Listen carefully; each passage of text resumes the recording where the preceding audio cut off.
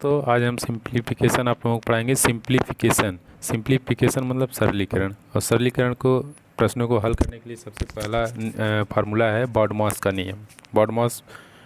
BODMAS B मतलब bracket, B मतलब bracket मतलब कोष्ठक।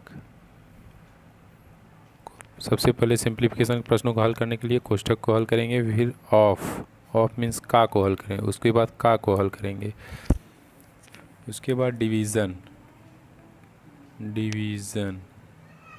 भाग,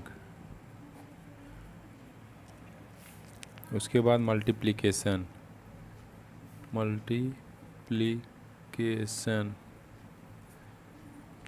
गुणा, फिर उसके बाद दोस्तों एडिशन करेंगे। एडिशन मीन्स जोड़, फिर सब्सट्रैक्शन को कहेंगे घटाव। सबसे पहले bracket, of, division, multiplication, addition सरलीकरण में हल करने के लिए इस नियम को आएंगे। वर्गांतर के सूत्र पर आधारित प्रश्न, वर्गों के अंतर, जैसे मान लीजिए ए स्क्वायर माइनस बी स्क्वायर, इस प्रकार के प्रश्नों को हल करने के लिए इसको दो भागों में कर देंगे, ए माइनस बी इंटू दूसरे क्वेश्चन में ए प्लस बी। इस प्रकार के वर्गों के अंतर को आधारित प्रश्न को हल करने के लिए इस फार्मूला का प्रयोग करेंगे। घनों के योग अंतर पर आधारित प्रश्न, जैसे ए क्यूब प्लस बी क्यूब, इसको हल करने के लिए क्वेश्चन में ए प्लस बी, उसमें ए स्क्वायर माइनस ए बी और प्लस बी स्क्वायर। और दूसरा इसी में है, ये हो गया। दूसरा है ए क्यूब माइनस बी क्यूब, इसको हल करने के लिए ए माइनस बी एक कोष्ठक में इंटू दूसरे कोष्ठक में a square plus a b plus b square.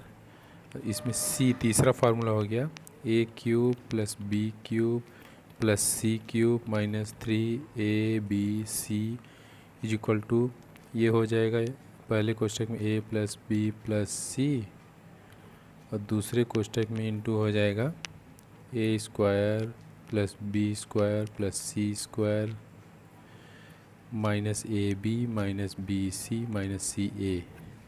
इस प्रकार के प्रश्नों को हल करने के लिए इस फार्मूले का प्रयोग करेंगे। और यदि इसमें